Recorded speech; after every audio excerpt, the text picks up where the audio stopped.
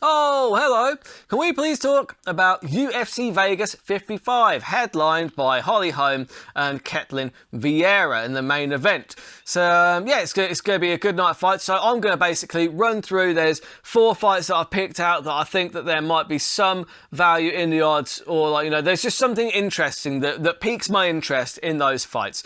And so I'll do a breakdown of the fights, have a look at how each fighter can possibly get the win, and place obviously some terrible bets. What I like to do is I like to look for value in the bets, because it's just I like to keep the stakes low and the odds long. Basically, that's my motto. So yeah, stay with me for the Burt Locker fights in 15 for UFC Vegas 55.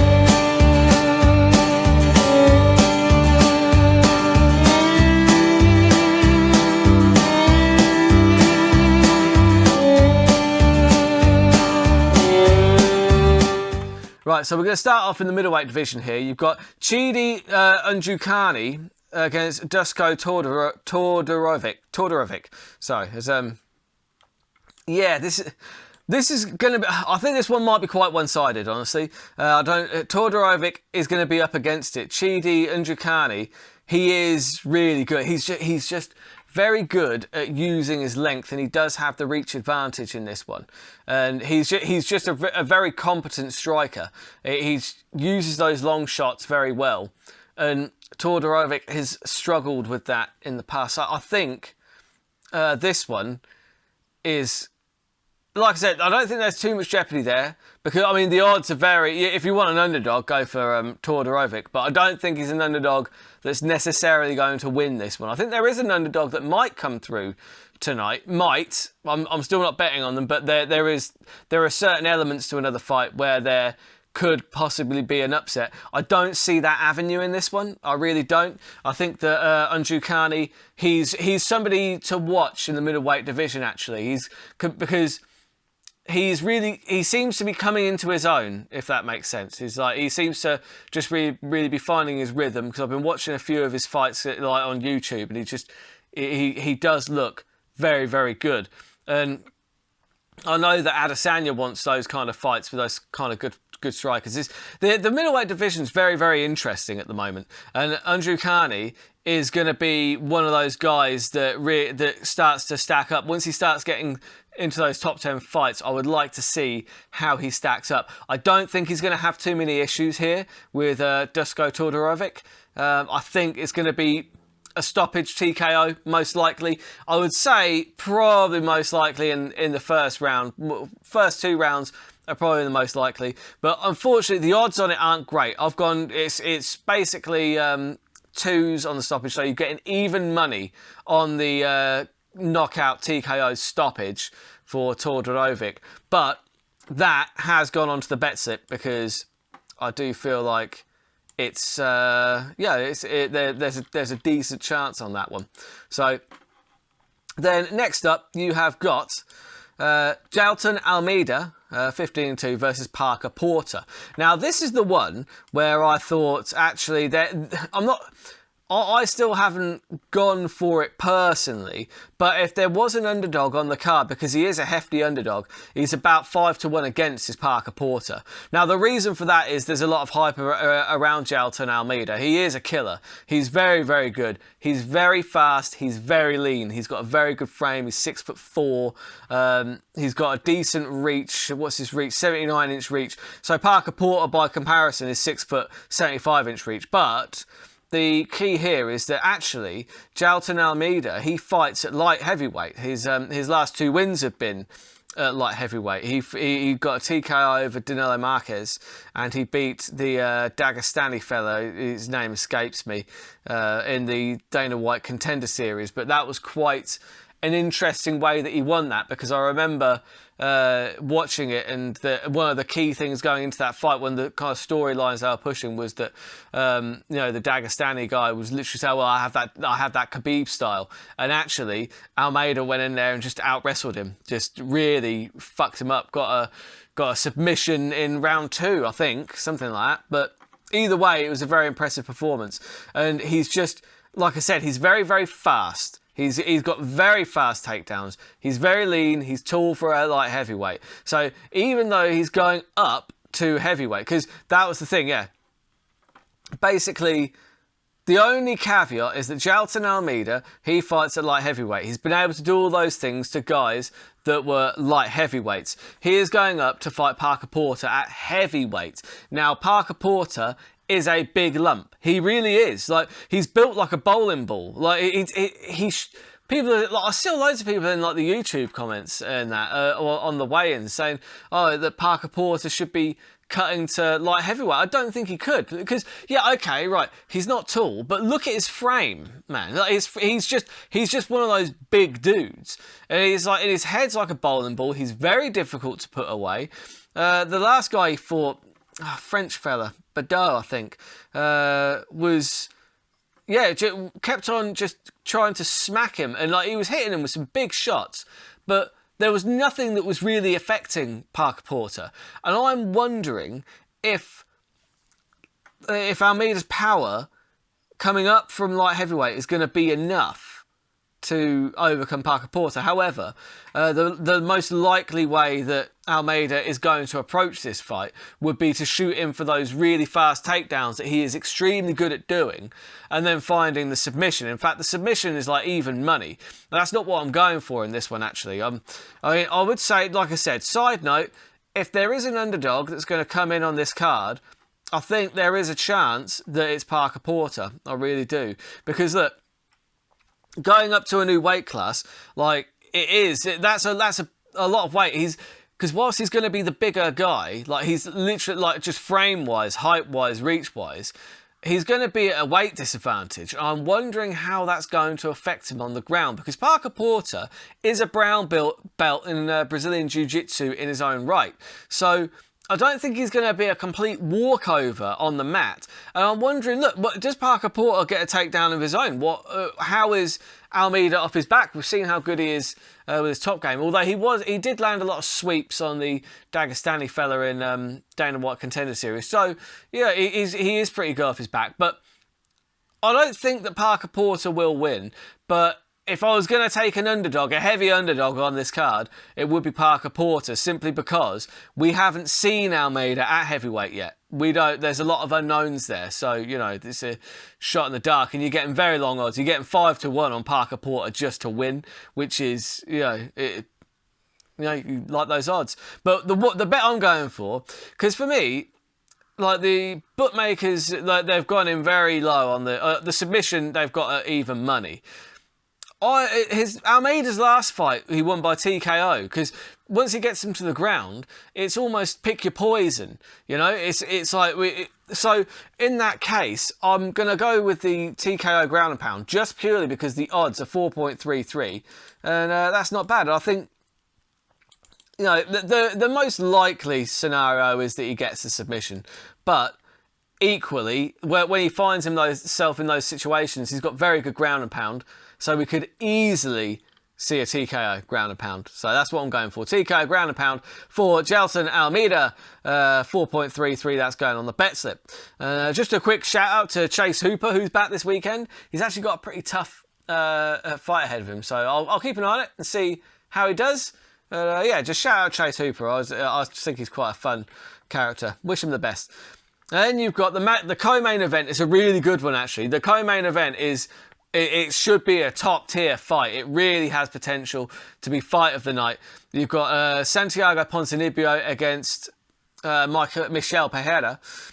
Now, this one on paper, it's relatively simple to break down, because Ponzinibbio, he's got a great 1-2, like down the pipe. He's built a career on it, really. You know, when you look at what he did to Gunnar Nelson, and you know, a few other people he's knocked out, he covers a lot of distance by going in, like kind of taking the centre of the octagon, cutting off the octagon, moving them against the fence, and just moving in with that bang, bang, bam, just simple 1-2 combinations, right? Nothing too fancy, nothing. He's not reinventing the wheel. He just has a very good 1-2, and he's got very good defense as well. Like because he can keep it, because he's not throwing anything completely like out of the ordinary.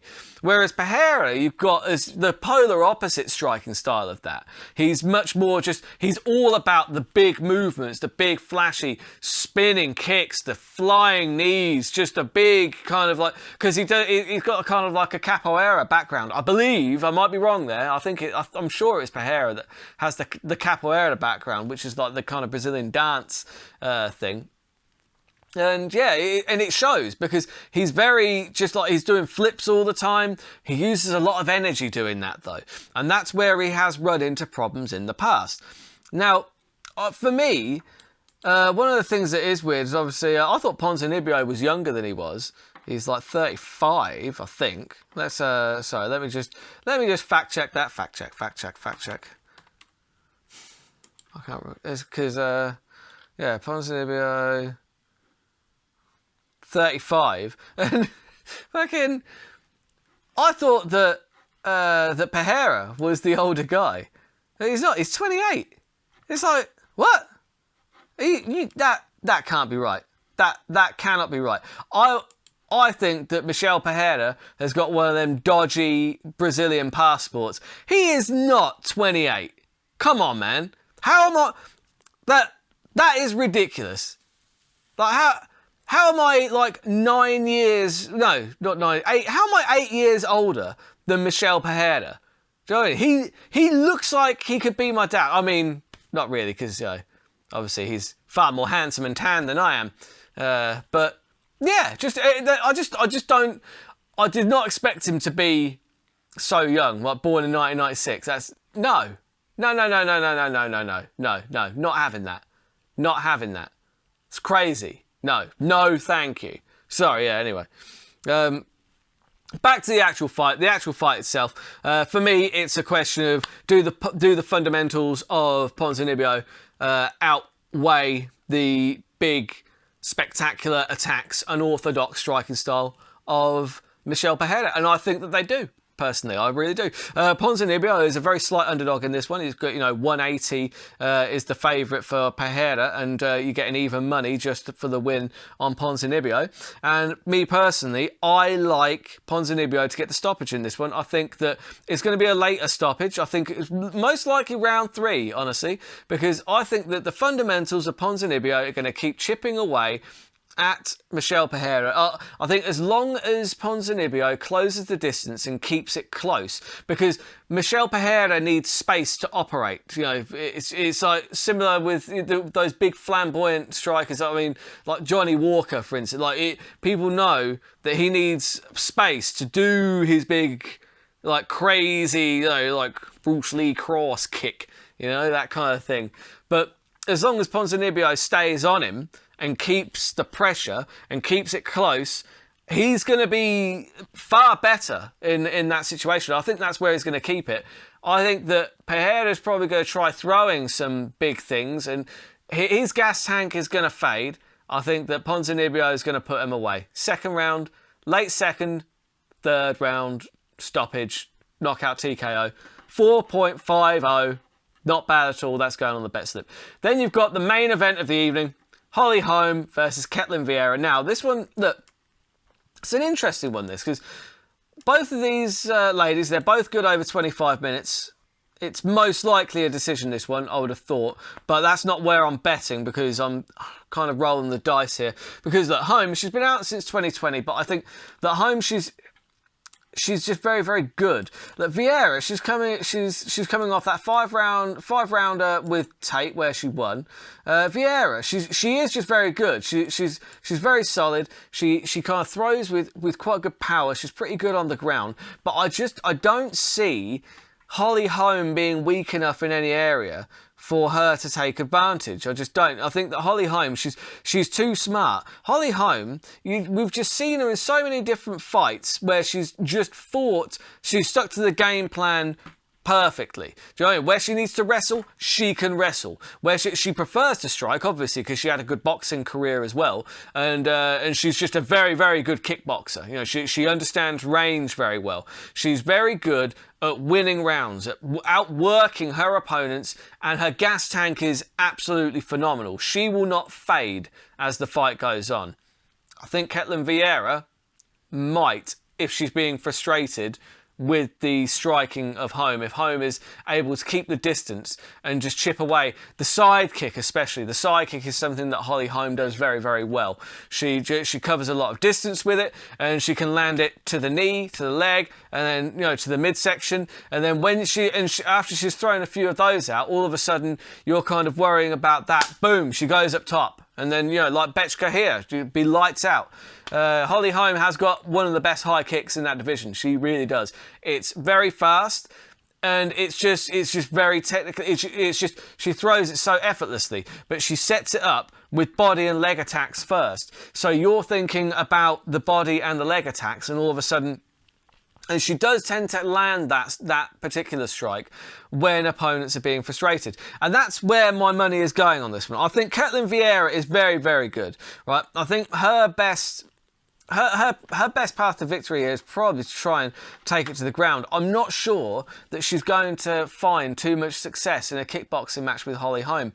So, I mean, that being said, Holly Holm is 40 now, but, you know, she still hasn't shown. We haven't seen her since 2020, but she hasn't shown any signs of slowing down at this point. So, as I said at the top of this fight, I do think the most likely outcome is probably a decision.